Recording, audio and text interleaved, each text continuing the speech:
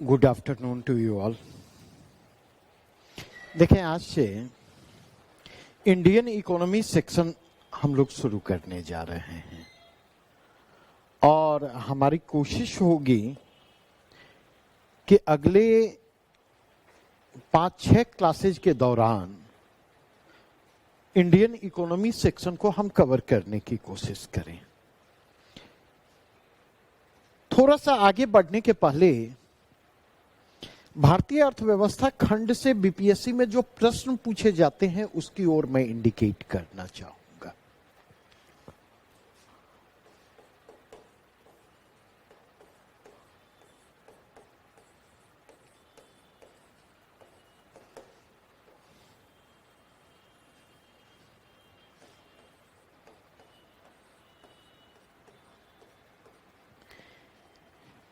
चूंकि यहां पर हमारे पास लिमिटेड टाइम एंड स्पेस है, इसीलिए उस लिमिटेड टाइम एंड स्पेस में हमें काम करना है। अगर आप गौर करें तो मोटा मोटी इंडियन इकोनॉमी सेक्शन से कुल मिलाकर के 18 से 20 प्रश्न पूछे जाते। मैं 18 क्वेश्चन प्लस माइनस की बात कर रहा हूं। इतने प्रश्न यहां से रहते हैं। अब इतने प्रश्न रहते कहां से हैं, किस तरह के प्रश्न पूछे जाते? तो किसी भी साल के क्वेश्चन पेपर को अगर आप पिक कर लें तो 2 से 3 प्रश्न जो रहते हैं, 2 से 3 प्रश्न जो रहते हैं वो तकनीकी पारिभाषिक शब्दावलियों से रहते हैं, इकोनॉमिक टर्म से रहते हैं। और अगर 2 से 3 प्रश्न इकोनॉमिक टर्म से रहते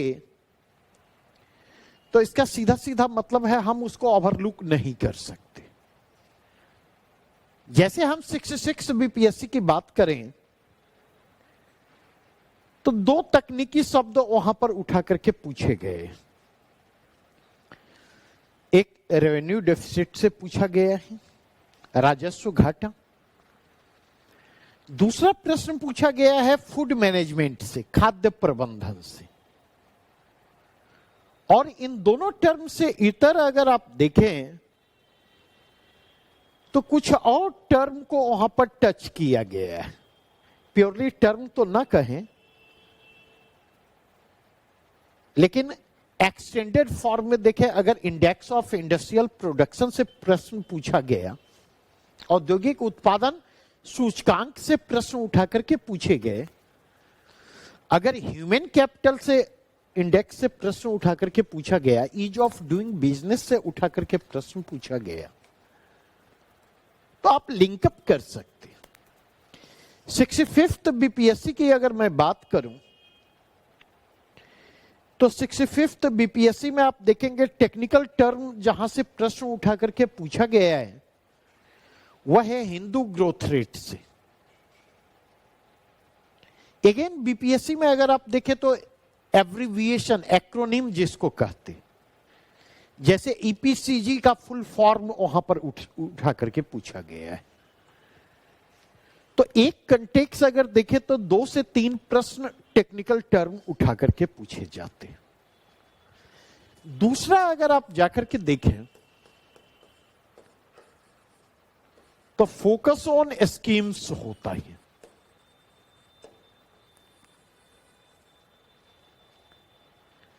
गवर्नमेंट स्कीम्स जो है वहां से उठा करके प्रश्न पूछे जाते हैं।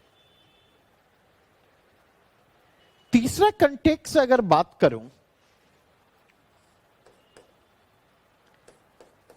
तो इंडेक्स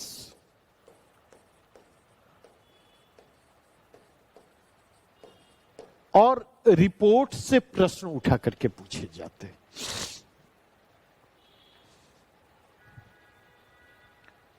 चौथा कंटेक्स्ट अगर मैं आपसे बात करूं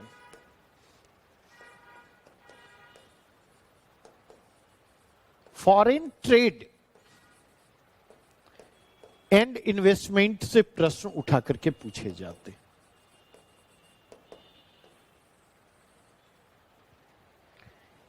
विदेशी व्यापार और विदेशी निवेश की दशा और दिशा से प्रश्न उठा करके पूछे जा सकते नहीं।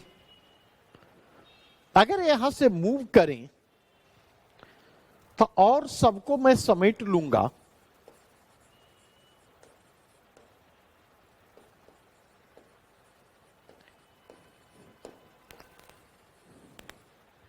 करेंट बेस्ड प्रश्न पूछे जाते।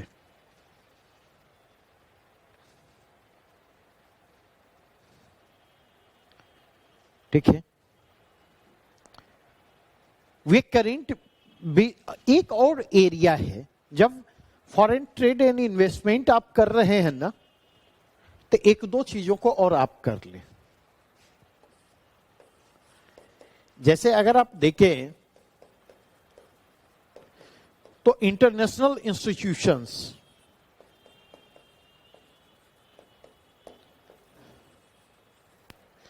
अंतर्राष्ट्रीय संस्थाएं, जो प्रमुख अंतर्राष्ट्रीय संस्थाएं। दूसरा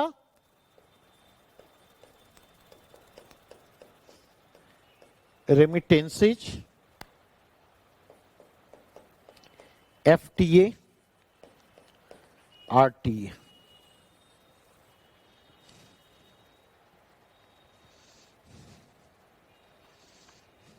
नहीं,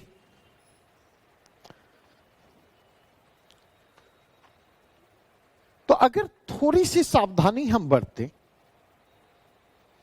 इस क्लासेज को दो पार्ट में हम डिवाइड करते हैं। अगले 5-6 क्लासेज जो हैं उनमें ट्रेडिशनल को हम सेंटर में रखें, और अगले 5-6 क्लासेज के दौरान पिछले 10 मंथ्स के दौरान जो करेंट कवर किए गए हैं उनको आधार बना करके ट्रेडिशनल को हम विस्तार दें, और यहां से जो चीजें बच जाती हैं उसको हम करेंट के साथ कर लें। यहां पर अगर आप देखें तो एक एरिया जो प्रश्न का है वह आपको सेंसस का है।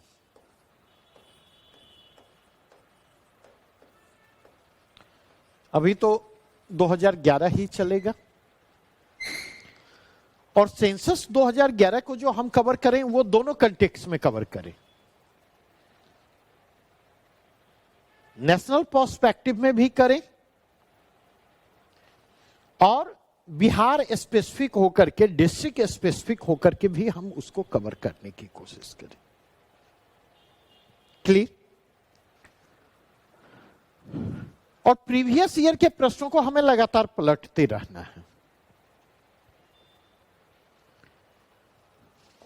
अब अगर यहां से हम मूव करें तो पहला डायमेंशन मैं पिक करूंगा ग्रोथ इन डेवलपमेंट।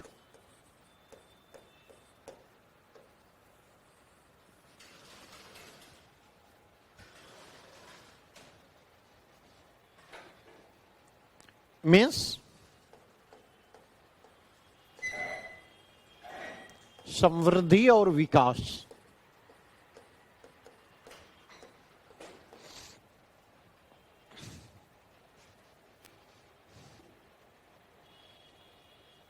नहीं,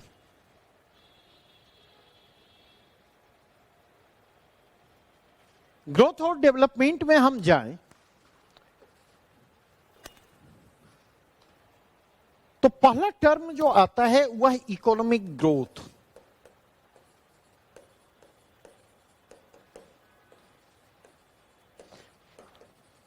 आर्थिक समृद्धि। और एक चीज मैं सजेस्ट करूंगा, बार बार कहता, मीडियम आपका हिंदी है इससे कोई फर्क नहीं पड़ता, टर्म को आप अंग्रेजी में लेकर के चलें, नहीं तो आपको परेशानियां एग्जामिनेशन हॉल में आएंगी। पहला टर्म है इकोनॉमिक ग्रोथ, दूसरा टर्म है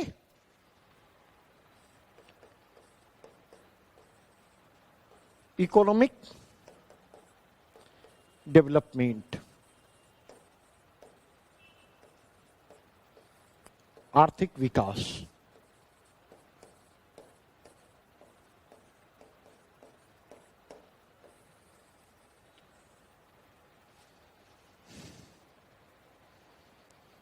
इकोनॉमिक ग्रोथ को हम कैसे डिफाइन करेंगे?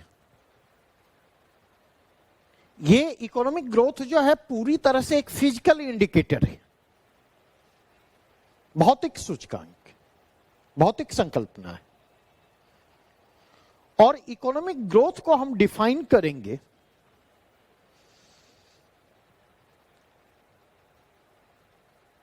किस कंटेक्स्ट में? तो प्रति व्यक्ति आय में होने वाली निरंतर वृद्धि आर्थिक समृद्धि कहलाती है। नहीं, consistent rise in per capita income during the longer interval, वो क्या कहलाती है? Economic growth. नहीं, अब अगर हम देखें तो ग्रोथ जो है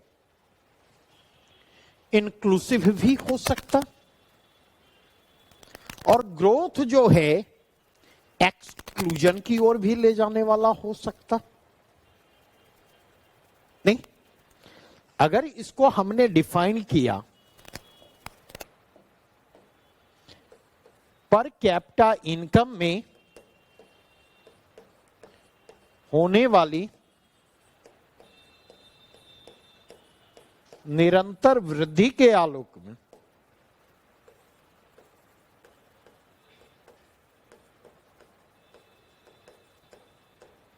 लंबे समय तक पर कैपिटा इनकम में कंस्टेंट इंक्रीज इकोनॉमिक ग्रोथ अगर कहलाता, तो इकोनॉमिक डेवलपमेंट को कैसे हम डिफाइन करेंगे? तो इकोनॉमिक ग्रोथ को हम डिफाइन करेंगे इकोनॉमिक ग्रोथ विथ इक्विटी,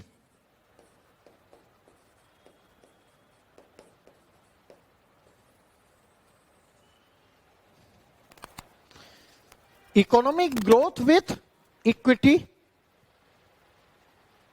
अर्थात समता के साथ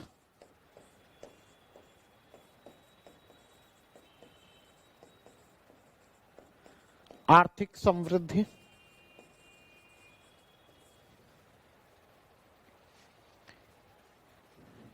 अब खुद सोच करके देखें, इकोनॉमिक ग्रोथ विथ इक्विटी कब संभव होगी?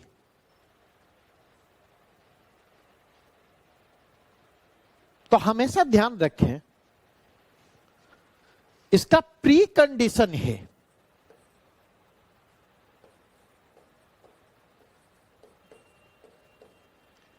प्री कंडीशन क्या है? तो प्री कंडीशन है economic growth must be inclusive.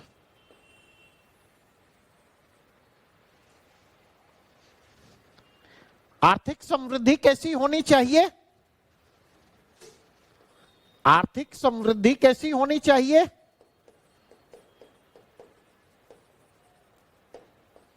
समावेशी हो। इसका मतलब समझ में आया? समावेशी का मतलब या नहीं? इसका क्या मतलब है? आर्थिक समृद्धि की प्रक्रिया समावेशी हो।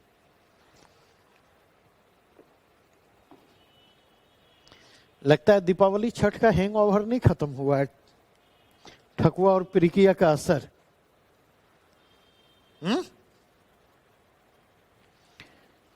ग्रोथ प्रोसेस में अधिक से अधिक लोग पार्टिसिपेट करेंगे अगर इकोनॉमिक ग्रोथ के प्रोसेस में अधिक से अधिक लोगों का पार्टिसिपेशन होगा तो इकोनॉमिक ग्रोथ के बेनिफिट अधिक से अधिक लोगों तक पहुंचेंगे। नहीं? और जब इकोनॉमिक ग्रोथ के प्रोसेस में अधिक से अधिक लोगों का पार्टिसिपेशन होगा तो उस स्थिति और इकोनॉमिक ग्रोथ के बेनिफिट अधिक से अधिक लोगों तक पहुंचेंगे, तो ऐसी स्थिति में इकोनॉमिक ग्रोथ के बेनिफिट का कंपैरेटिवली इक्विटेबल डिस्ट्रीब्यूशन होगा।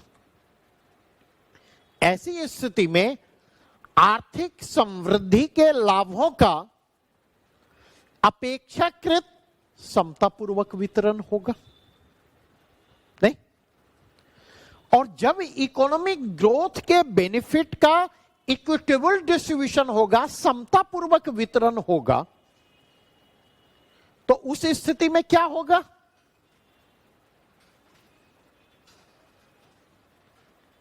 तो उस स्थिति में जब आप जाएंगे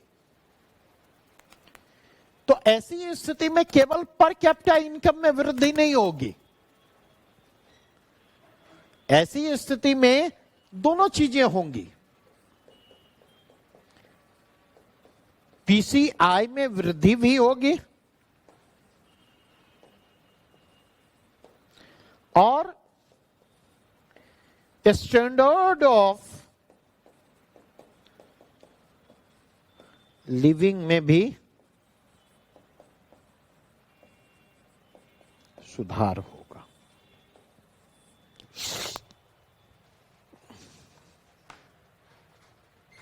अब इसका मतलब समझ में आया ये नहीं?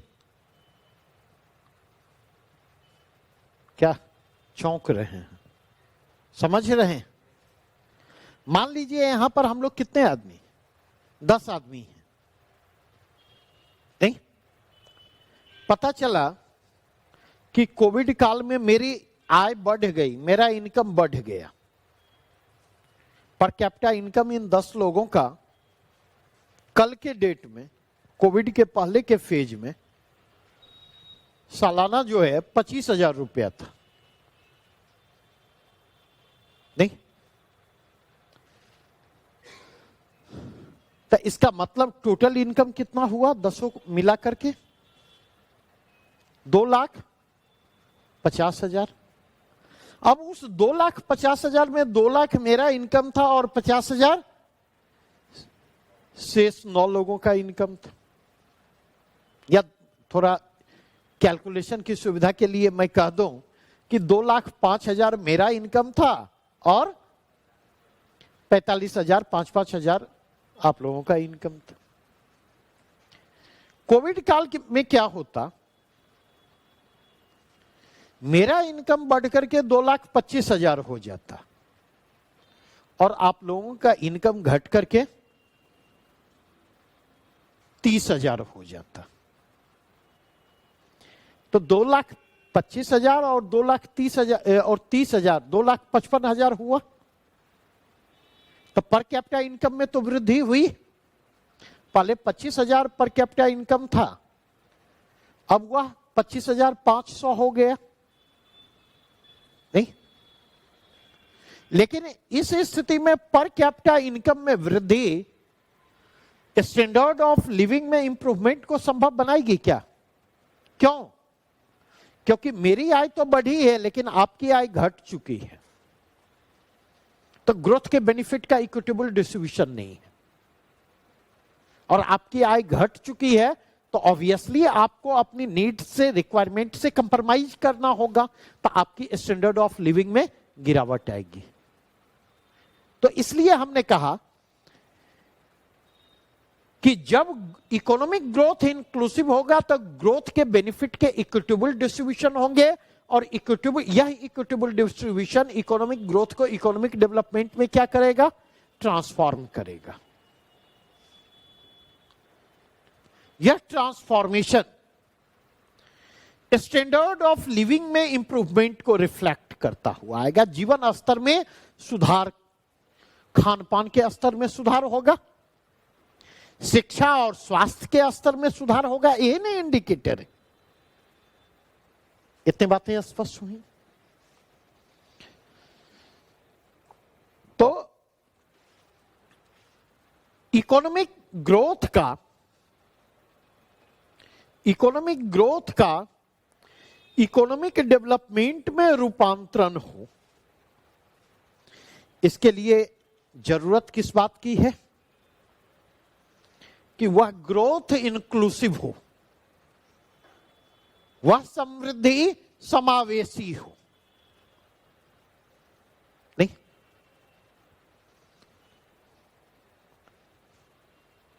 और यह कब संभव होगा? ग्रोथ को इंक्लूसिव बनाने के लिए हम क्या करते? ग्रोथ को इंक्लूसिव बनाने के लिए हम उसको प्लान करते। नहीं, जैसे आगे पीटी एग्जाम है, तो पहले पीटी कब था? बीपीएससी 67th बीपीएससी पीटी कब था?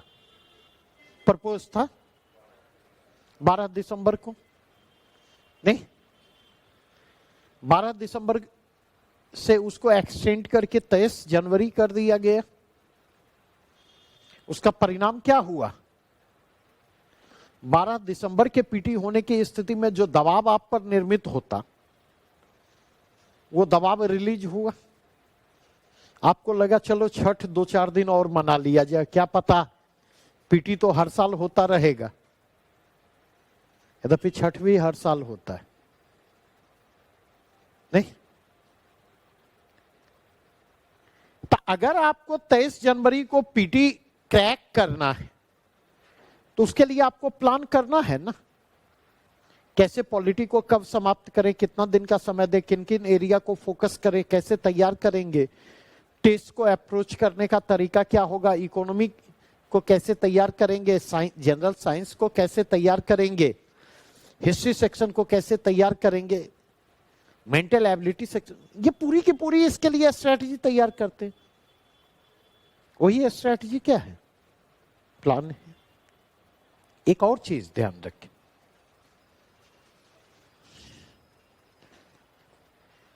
क्या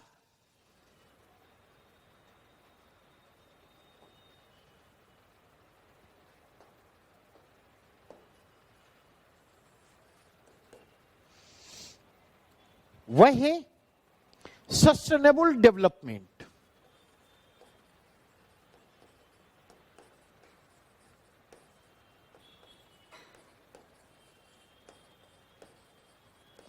इसका मतलब क्या है? सतत विकास।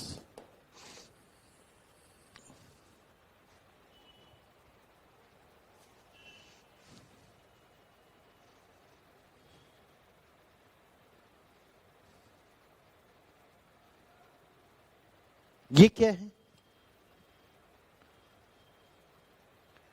Growth that must be sustained, growth that must be sustained is called sustainable development.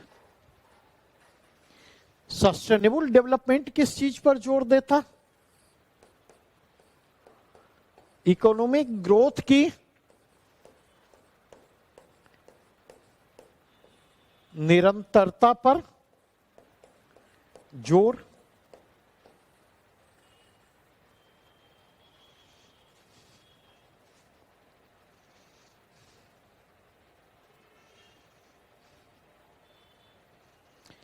और इकोनॉमिक ग्रोथ की कंटिन्यूटी को कैसे इंश्योर किया जाएगा? नहीं, तो आपको सस्टेनेबल डेवलपमेंट के लिए इसका प्री कंडीशन क्या है?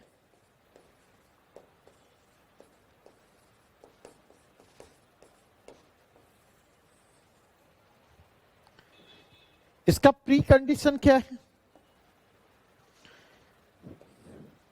तो इसका प्री कंडीशन 2 है। पहला क्या है? Optimum use of resources.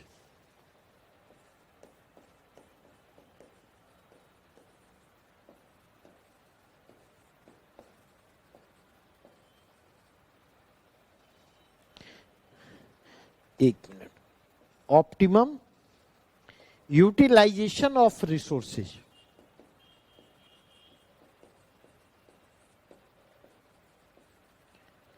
मतलब संसाधनों का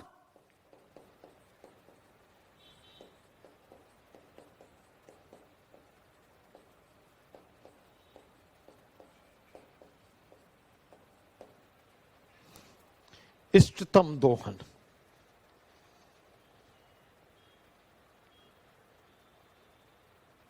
और दूसरा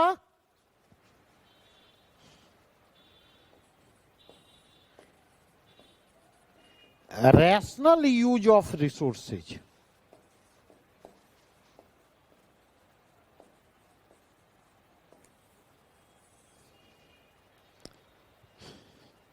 रैशनल यूज ऑफ रिसोर्सेज मतलब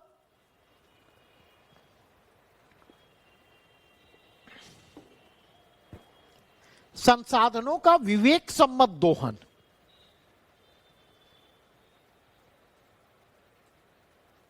इसका क्या मतलब हुआ? बचपन में इकोनॉमिक्स पढ़ा होगा तो ये जरूर अपने इकोनॉमिक्स टीचर के मुंह से सुना होगा कि मनुष्य की इच्छाएं अनंत हैं, किंतु उनकी पूर्ति के साधन क्या हैं? सीमित हैं। रिसोर्सेज लिमिटेड है और डिजायर अनलिमिटेड है। गांधी को अक्सर कोट किया जाता है, nature can fulfil our needs but it can't fulfil one's greed. प्रकृति हमारी जरूरतों को तो पूरा कर सकती है, लेकिन प्रकृति में हमारी ग्रीड को पूरा करने की सामर्थ्य नहीं है। तो अगर हम इस बात को समझते कि रिसोर्सेज लिमिटेड हैं, तो उसी स्थिति में उस रिसोर्सेज का इस्तेमाल किस रूप में करेंगे ताकि उसका लाभ हमें भी मिले और उसकी उपलब्धता को आने वाली पीढ़ी के लिए भी इंश्योर किया जा सके। तभी तो उस ग्रोथ को सस्टेन किया जाएगा। अगर रिसोर्सेज आने वाली पीढ़ी के लिए, नेक्स्ट जनरेशन के लिए अवेलेबल नहीं होंगे, तो भले हम हायर इकोनॉमिक ग्रोथ को अटेन कर लें, हासिल कर लें, लेकिन हायर इकोनॉमिक ग्रोथ को सस्टेन करना संभव होगा क्या? नहीं होगा ना। उसके लिए रैशनल यूज ऑफ रिसोर्सेज आवश्यक है, संसाधनों का विवेक सम्मत दोहन आवश्यक है। सोच विचार करके हम संसाधनों का इस्तेमाल करें। नहीं, अब अगर ध्यान रखें एक और बिंदु, मैंने आपके साथ इकोनॉमिक ग्रोथ की बात की, मैंने आपके साथ इकोनॉमिक डेवलपमेंट की बात की, मैंने आपके साथ सस्टेनेबल डेवलपमेंट की बात की।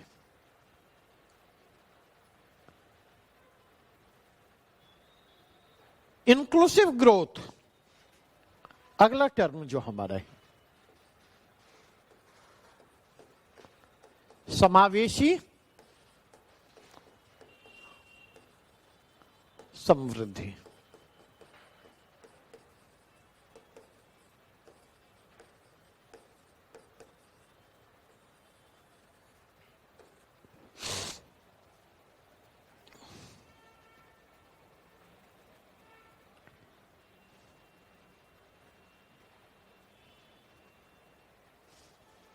यहां पर ध्यान रखेंगे,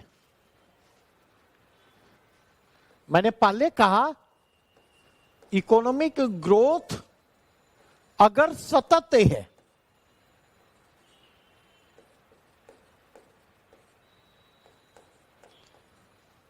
तो वह समावेशी भी होगा। इकोनॉमिक ग्रोथ के समावेशी होने के लिए उसका सतत होना जरूरी है।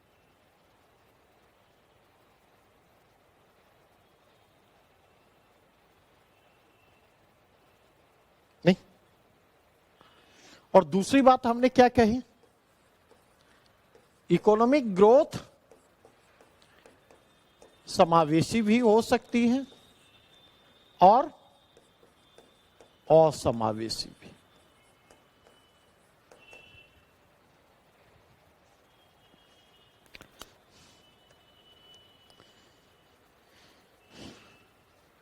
दूसरा बिंदु तो मैं डिस्कस कर चुका हूं, लेकिन पहला बिंदु जो है, इकोनॉमिक ग्रोथ अगर सतत होगा तभी समावेशी होगा, नहीं तो नहीं। इसका मतलब समझ में आया? नहीं? देसी कहावतें समझते हैं या नहीं? आग अगर लगती है तो कभी भी आग में कुत्ते को जलकर मरते देखा है? भाग खड़ा होता वहां से, नहीं? हमेशा इस बात को ध्यान रखें, अगर डेवलपमेंट सस्टेनेबल नहीं है तो जो मार्जिनलाइज सेक्शन है, जो हाशिए पर का समूह है, उसको उसकी कीमत चुकानी पड़ेगी। जैसे ठंड आ रही है, नहीं? तो ठंड में हम आप भी मरेंगे, मरेंगे क्या? हां या ना कुछ बोलिए ना। हाँ, नहीं मरेंगे। कौन मरेगा? और हम आप क्यों नहीं मरेंगे? मतलब मर तो कोई भी सकता है, ये मत सोचिए नहीं मरेंगे, लेकिन संभावना की बात कर रहा हूं। इसलिए क्योंकि हमारे पास रिसोर्सेज हैं और उस रिसोर्सेज की बदौलत हम ठंड से बेहतर बचाव कर सकते हैं अपना।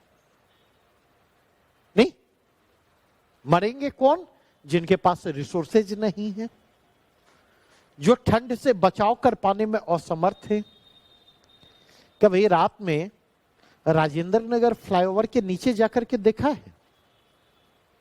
कभी भी रात में 1 बजे 2 बजे आप देखेंगे कई रिक्शा वाले होंगे जो इसको सीट खोल के अपनी सीट को रिक्शे के सीट से अटैच कर देंगे और उसी पर घुरघुरिया मार के सोए रहते हैं।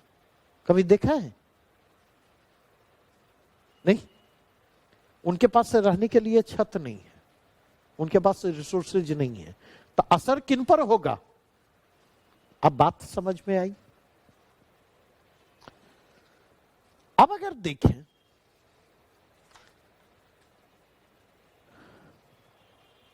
नेक्स्ट बढ़ूं, 65th बीपीएससी में एक टर्म पूछा गया, हिंदू विकास दर, हिंदू ग्रोथ रेट।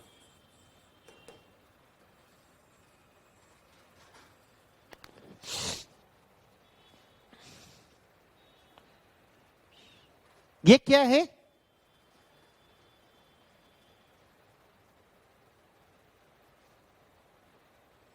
नहीं? और अगर आप देखें तो जो इकोनॉमिक ग्रोथ है,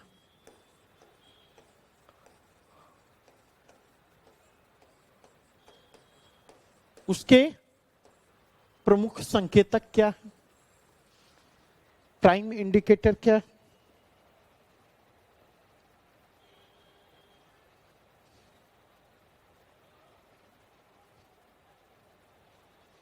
तो सुना होगा आपने,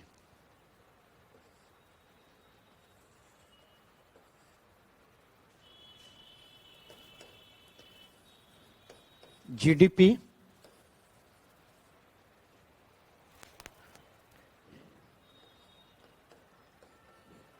एनडीपी, जीएनपी, एनएनपी।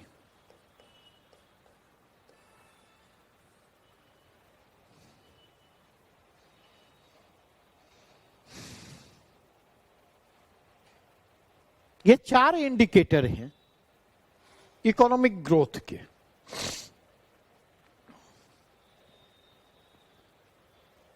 पहले इसको देख लें, फिर हिंदू ग्रोथ रेट को हम देखें।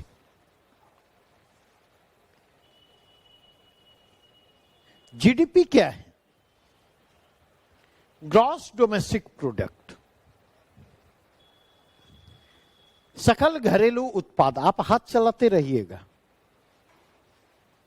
क्योंकि मेरा चेहरा देखेंगे तो घर पर जाके देखने के लिए कुछ नहीं होगा।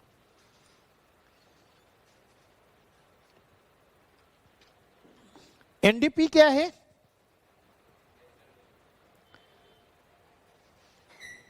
National domestic product, sorry net domestic product, निवल घरेलू उत्पाद। ये हो गया सकल घरेलू उत्पाद, ग्रॉस डोमेस्टिक प्रोडक्ट, या हो गया निवल घरेलू उत्पाद।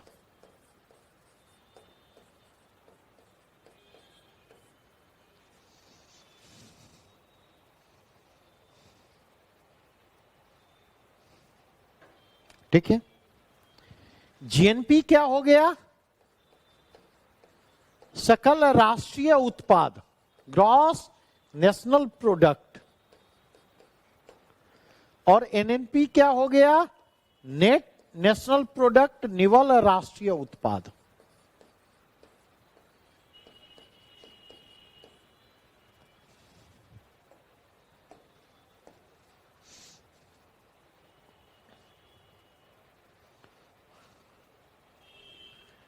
इन दोनों का संबंध किससे जाकर जुड़ता है?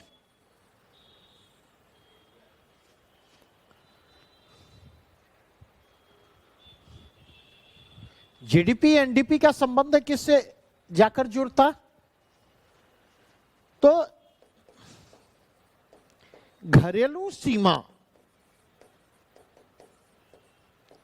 के अंदर संपन्न समस्त आर्थिक गतिविधि।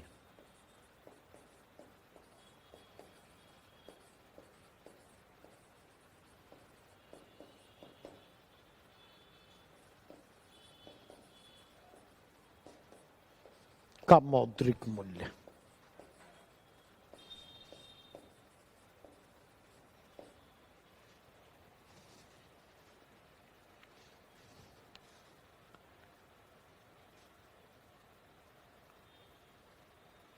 ठीक है। अब कई सारे टर्म आए। एक बाउंड्री होती है, ज्योग्राफिकल बाउंड्री। जैसे अगर भारत के नक्शे को देखें,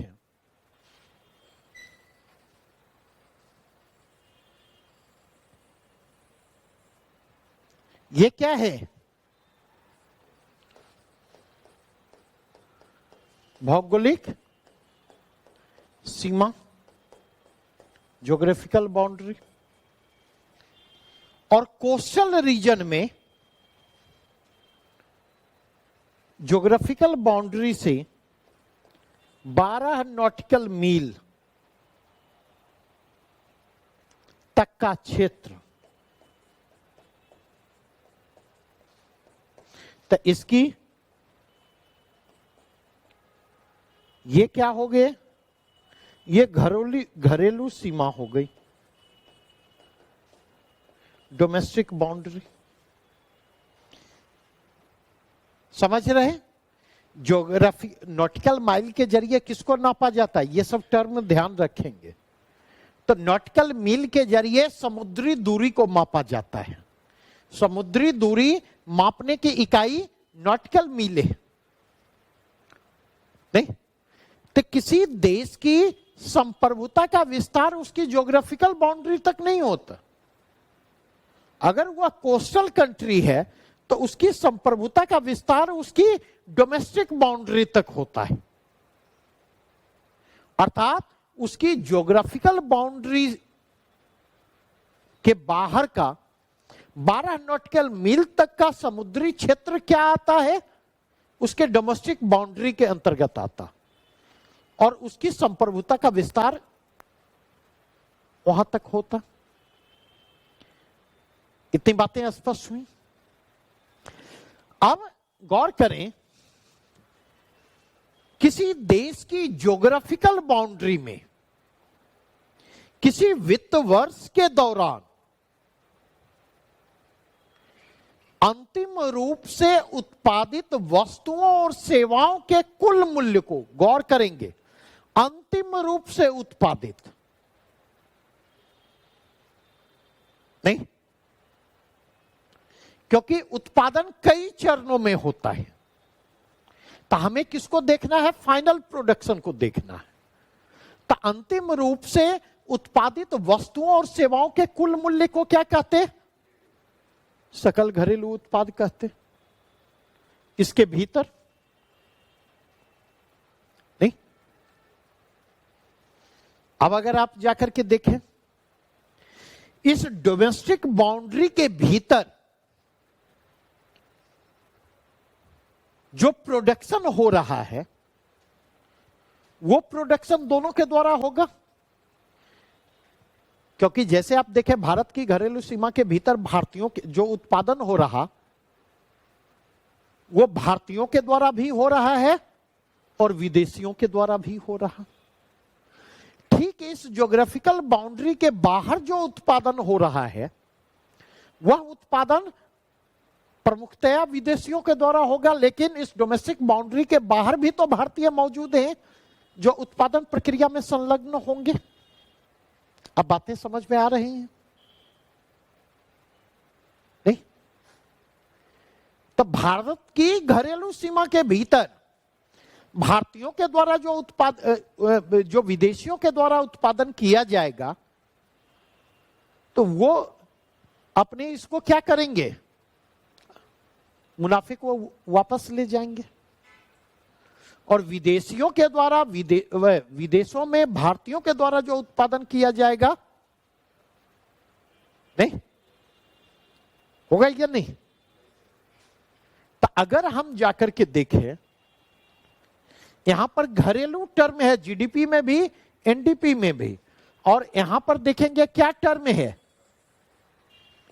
यहां राष्ट्रीय संदर्भ है।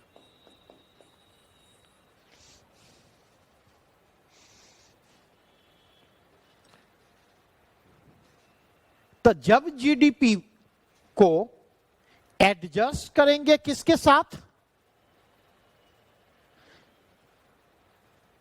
जब जीडीपी को एडजस्ट करेंगे विदेशों में भारतीयों के द्वारा अर्जित आय और भारत में विदेशियों के द्वारा अर्जित आय के साथ, तो हमें क्या प्राप्त होगा?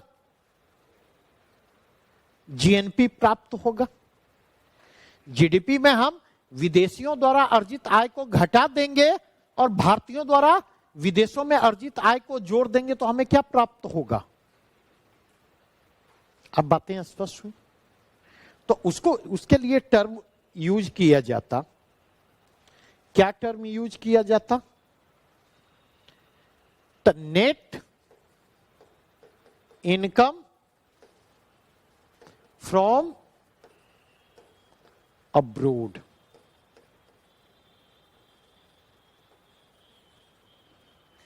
इसको क्या कहते हैं? विदेशों से प्राप्त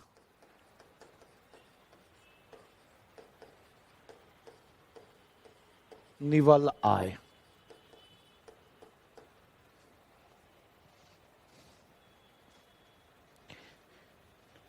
तो नेट इनकम फ्रॉम अब्रोड क्या होगा?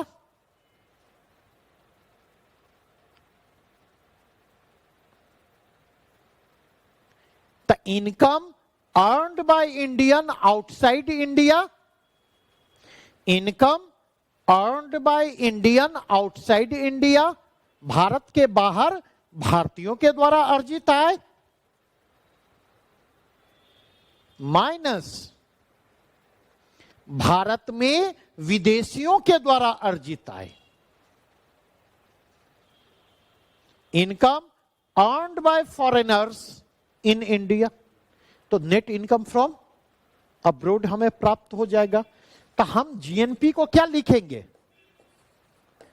GDP plus net income from abroad.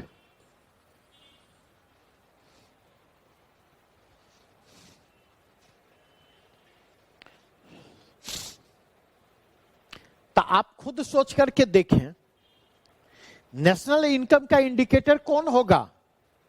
GDP होगा या जीएनपी होगा? कौन होगा? क्या दोनों बोल रहे हो? नेशनल इनकम का इंडिकेटर कौन होगा? जीडीपी होगा या जीएनपी होगा? बतलाओ अनामिका, जोर से बोलो ना, ऐसा लग रहा है कि मतलब कहीं गलत ना हो जाए। जीएनपी होगा, कोई डाउट? जीडीपी और जीएनपी में हम किसको चुनेंगे? जीएनपी को चुनेंगे। नहीं, अब दूसरा क्या है? जीडीपी और एनडीपी। नहीं, एक ग्रॉस डोमेस्टिक प्रोडक्ट है, दूसरा नेट डोमेस्टिक प्रोडक्ट। तो एनडीपी बराबर क्या होगा? GDP minus depreciation.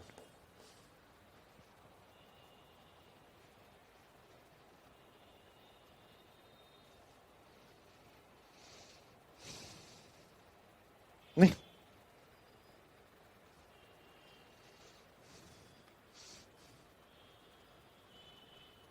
नहीं, जैसे आप जो फी देते हैं, क्या लगता है आपको? सारा का सारा इनकम है, लगता है? नहीं, जबकि वास्तविकता क्या है कि एक्सपेंडिचर दो प्रकार के हैं, एक विजिबल और दूसरा इनविजिबल। अगर ये फैन यूज हो रहा, अगर एसी यूज हो रहा, अगर चेयर यूज हो रहा है, अगर यह बोर्ड यूज हो रहा, अगर यह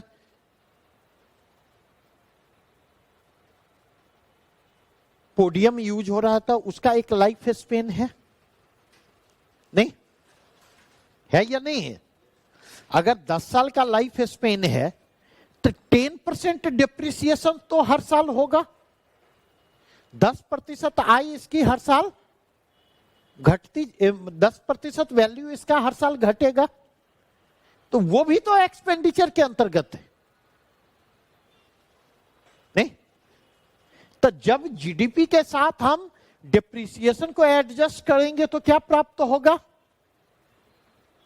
एनडीपी प्राप्त होगा। और जब जीएनपी के साथ डिप्रिसिएशन को एडजस्ट करेंगे तब क्या प्राप्त होगा? GNP minus depreciation.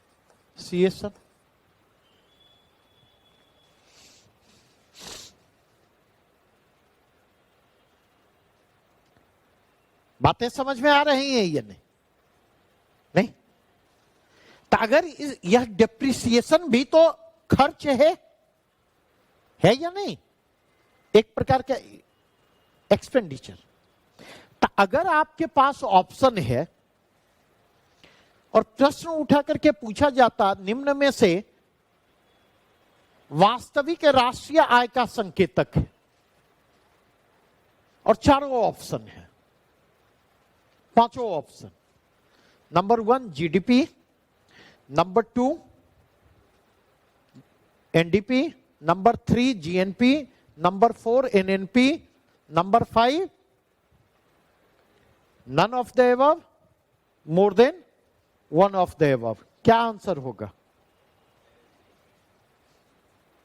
क्या आंसर होगा?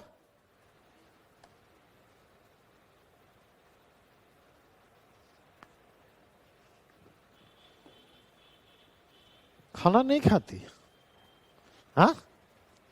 कि खिलाने के बाद बचता ही नहीं है। तो आंसर होगा एनएनपी। ये कंफ्यूज मत कीजिएगा कि सर ने तो एक बार बतलाया था कि जीडीपी और जीएनपी में नेशनल इनकम का इंडिकेटर जीएनपी है, क्योंकि हमेशा ध्यान रखें मोस्ट एप्रोप्रिएट आंसर पिक करना है आपको। तो अगर जीएनपी और एनएनपी दोनों है तो हम किसको पिक करेंगे? एनएनपी को पिक करेंगे। बातें ये स्पष्ट हुई? कोई डाउट? अगर यहां तक में डाउट है तो बतला दें।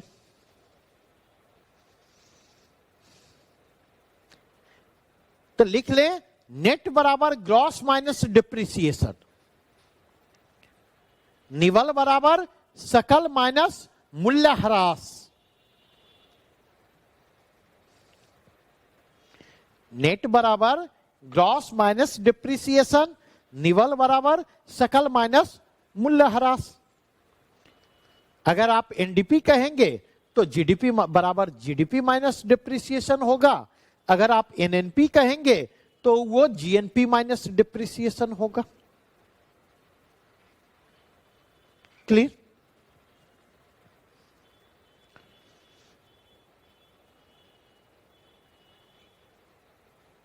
इसी प्रकार फॉर्मूला लिख लें, नेशनल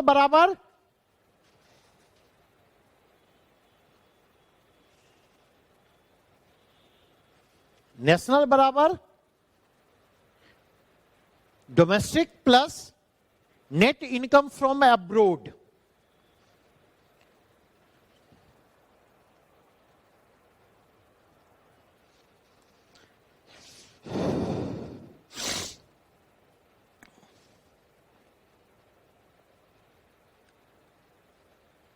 बातें स्पष्ट हुई?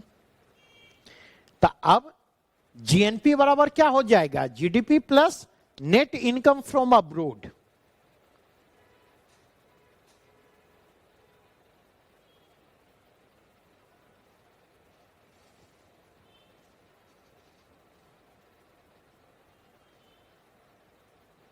और एनएनपी बराबर क्या हो जाएगा? NDP plus net income from abroad.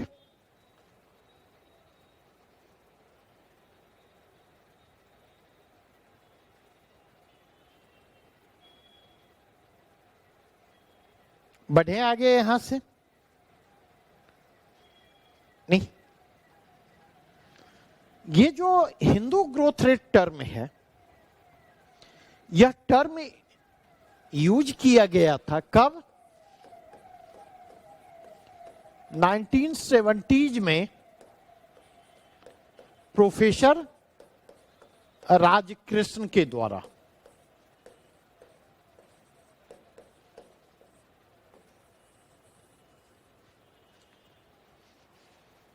किसको इंडिकेट करने के लिए? तो लोअर इकोनॉमिक ग्रोथ रेट को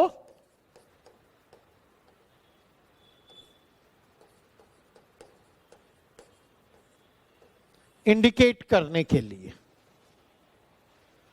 क्योंकि अगर आप देखें तो 1950s से 1980s तक भारत में ईजीआर क्या रहा? एवरेज इकोनॉमिक ग्रोथ रेट औसतन 3.5% के स्तर पर, 3.5% के स्तर पर होता।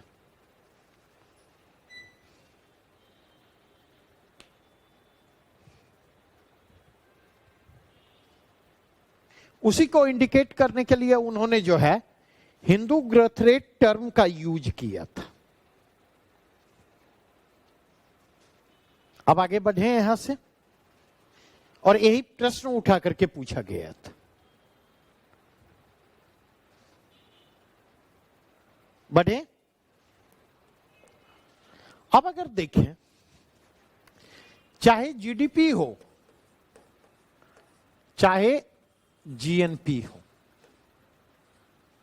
चाहे एनडीपी हो, चाहे एनएनपी हो,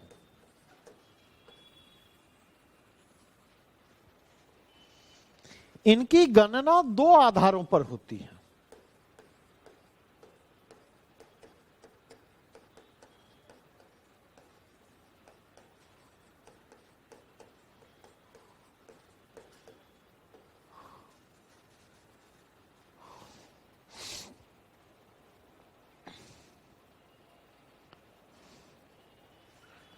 क्या क्या?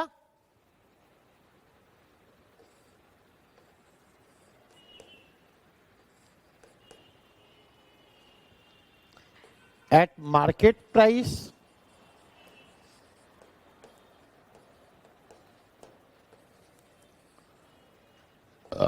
at factor cost.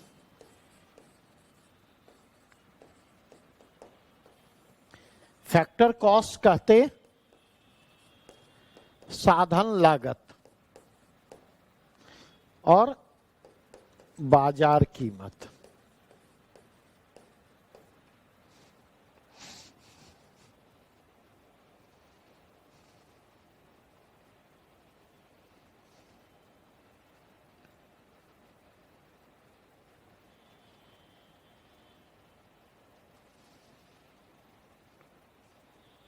ठीक है, ठीक उसी प्रकार आप देखेंगे एक टर्म और यूज होता है, at current price, at constant price, मतलब स्थिर कीमत और चालू कीमत।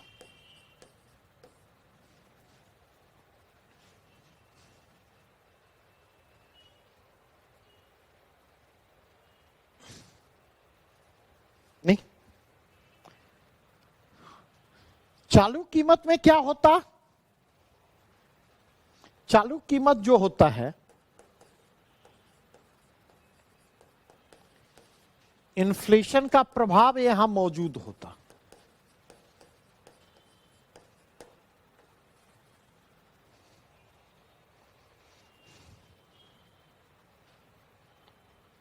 महंगाई का, मुद्रास्फीति का प्रभाव उस पर दिखेगा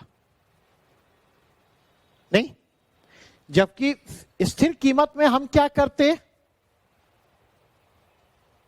नहीं, यह इन्फ्लेशन एडजस्टेड होता है।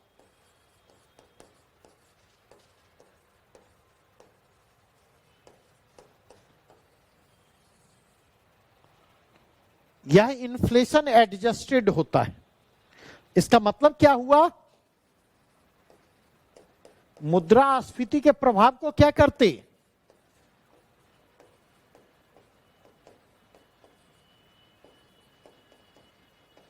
बाहर करना। नहीं, और इसके लिए किसका इस्तेमाल होता है?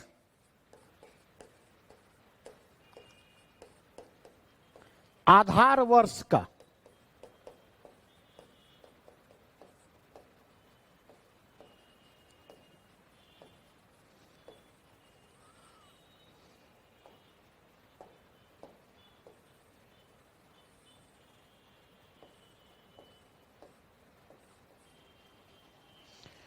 और वर्तमान में अगर आप जाकर के देखें तो आधार वर्ष क्या है? बेस ईयर है 2011-12।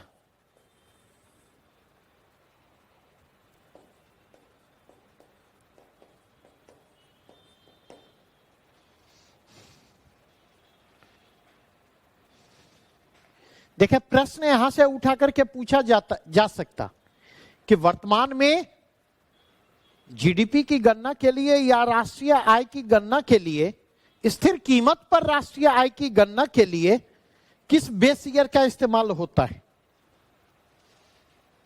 5 ऑप्शन होंगे, एक ऑप्शन 2011-12 भी मौजूद होगा। ठीक है, और इसको चेंज करके 2020-21 करने की बात की गई थी, लेकिन अभी तक इसे चेंज नहीं किया गया। अभी भी यह 2011-12 ही है। क्लियर? तो करेंट प्राइस में इन्फ्लेशन का इंपैक्ट भी दिखता है, इसलिए हायर ग्रोथ दिखेगा। और चूंकि कांस्टेंट प्राइस पर हम क्या करते? इन्फ्लेशन को एडजस्ट कर देते, इसलिए कांस्टेंट प्राइस पर ग्रोथ रेट जो है वो कम हो जाता है। रियल ग्रोथ कौन इंडिकेट करेगा? GDP at constant price GDP at constant price real growth को इंडिकेट करेगा, रियल ग्रोथ को इंडिकेट करेगा जीएनपी एट नेशनल प्राइस।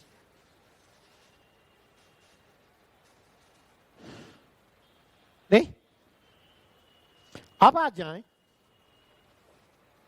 दूसरे बिंदु की तरफ। वह क्या है?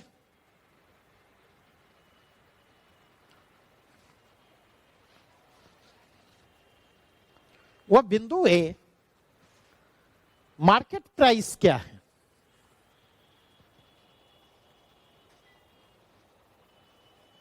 मार्केट प्राइस को कैसे दो तरीके से मार्केट प्राइस को डिफाइन करेंगे।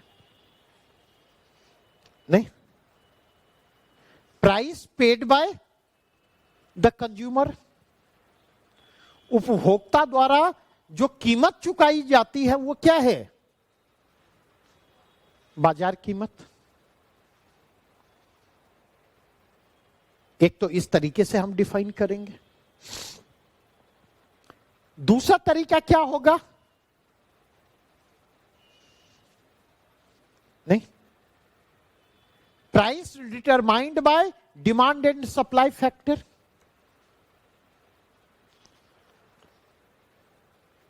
Price determined by demand and supply factor क्या कहलाएगा? मार्केट प्राइस कहलाएगा। मांग और आपूर्ति के कारकों के द्वारा निर्धारित कीमत क्या कहलाएगी? बाजार कीमत। नहीं, और फैक्टर कॉस्ट क्या है?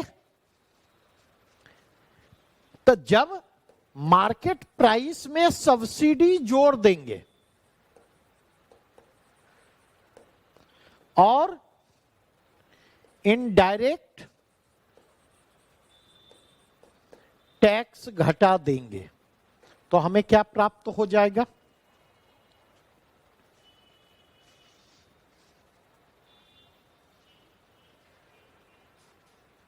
जैसे गैस सिलेंडर है, सरकार सब्सिडी देती है ना और टैक्स लेती है उस पर, तो सब्सिडी के कारण दाम क्या होता है, कीमत क्या होती है? कम हो जाती है।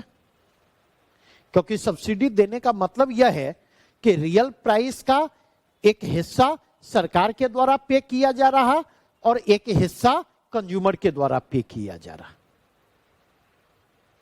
नहीं, क्या साधन लागत, क्या कंफ्यूजन है? हाँ, तो मार्केट में खरीदते हैं तो मार्केट प्राइस है, लेकिन गैस आप ओपन मार्केट में खरीदते हैं? गैस आप ओपन मार्केट में खरीदते हैं? ओपन मार्केट में कहीं भी गैस मिलता है? नहीं। एक तरीके से देखें, धीरे धीरे उस दिशा में बढ़ रहे हैं, अभी बढ़े नहीं है। नहीं, तो सब्सिडाइज सिलेंडर की कीमत कम होती है और नॉन सब्सिडाइज सिलेंडर की कीमत ज्यादा होती है। क्यों? क्योंकि नॉन सब्सिडाइज सिलेंडर जो होता उसकी पूरी पूरी कीमत किसको चुकानी होती है? कंज्यूमर को चुकानी होती है। जबकि जो सब्सिडाइज सिलेंडर होता है उसकी कीमत कंज्यूमर और सरकार दोनों मिलकर चुकाते हैं, तो कंज्यूमर पर कीमत। तो फैक्टर कॉस्ट जो है रियल प्रोडक्शन को दर्शाता है। तो हमने मार्केट प्राइस में सब्सिडी जोड़ दी और इनडायरेक्ट टैक्स को घटा दिया, क्योंकि टैक्स को बढ़ाने के कारण कीमत तो बढ़ जाती है, मौद्रिक मूल्य तो बढ़ता दिखाई पड़ेगा, लेकिन वो प्रोडक्शन नहीं है, तो फैक्टर कॉस्ट। इसलिए अगर आप देखेंगे, अगर हमारे पास ऑप्शन है, अगर प्रश्न हमारे पास है निम्न में से वास्तविक राष्ट्रीय आय का संकेतक है, और हमारे पास एनएनपी के दो ऑप्शन है, NNP eight factor cost, NNP eight market price, तो आंसर क्या होगा? आंसर होगा मतलब वास्तविक राष्ट्रीय आय।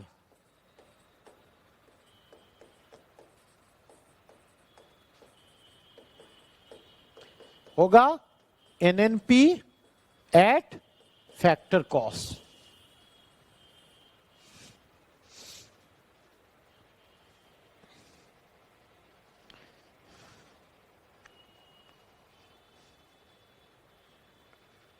अब बातें स्पष्ट हुई या नहीं?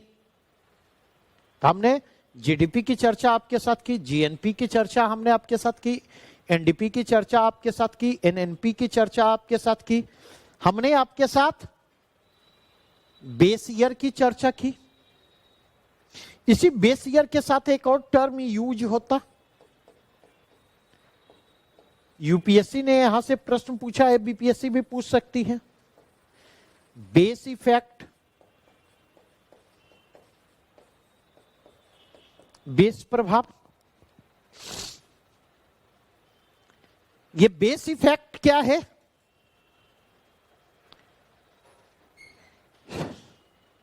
अभी अगर देखें लास्ट क्वार्टर में इकोनॉमिक ग्रोथ रेट कितना रहा है, बतलाइए, कुछ ध्यान में है? लास्ट क्वार्टर में इकोनॉमिक ग्रोथ रेट अगर मैं मिस नहीं कर रहा हूं तो 20% के आसपास रहा है, नहीं? तो अगर इकोनॉमिक ग्रोथ रेट 20% के आसपास रहा है तो बहुत लोग क्या कहेंगे, स्वतंत्र भारत के इतिहास में पहली बार ऐसा हुआ। कहेंगे या नहीं? कहेंगे या नहीं? मोदी है तो मुमकिन है। लेकिन ये 20% कैसे हुआ, इस पर चर्चा होगी। ये 20% का ग्रोथ रेट जो दिख रहा है वह किसके कारण? बेस इफेक्ट के कारण। पिछले साल इसी क्वार्टर में जाएंगे तो पिछले साल इसी क्वार्टर में -7% से अधिक की गिरावट दिखाई पड़ी थी, जीडीपी सिकुड़ा था, नहीं? तो लोअर बेस के कारण थोड़ा सा भी ग्रोथ अगर होगा तो वो हायर ग्रोथ रिफ्लेक्ट होगा, और बेस अगर हायर है और रिमार्केबल ग्रोथ भी हो तो वो लोअर दिखाई पड़ेगा। वो किसके कारण? आप बातें समझ में आई या नहीं? गड़बड़ नहीं होगा ना?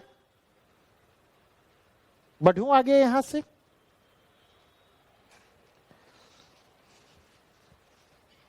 अब हम आगे बढ़े।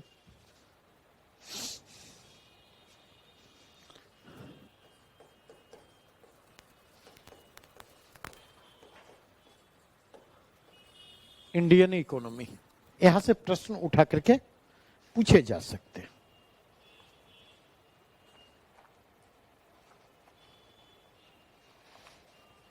करेंटली अगर आप देखें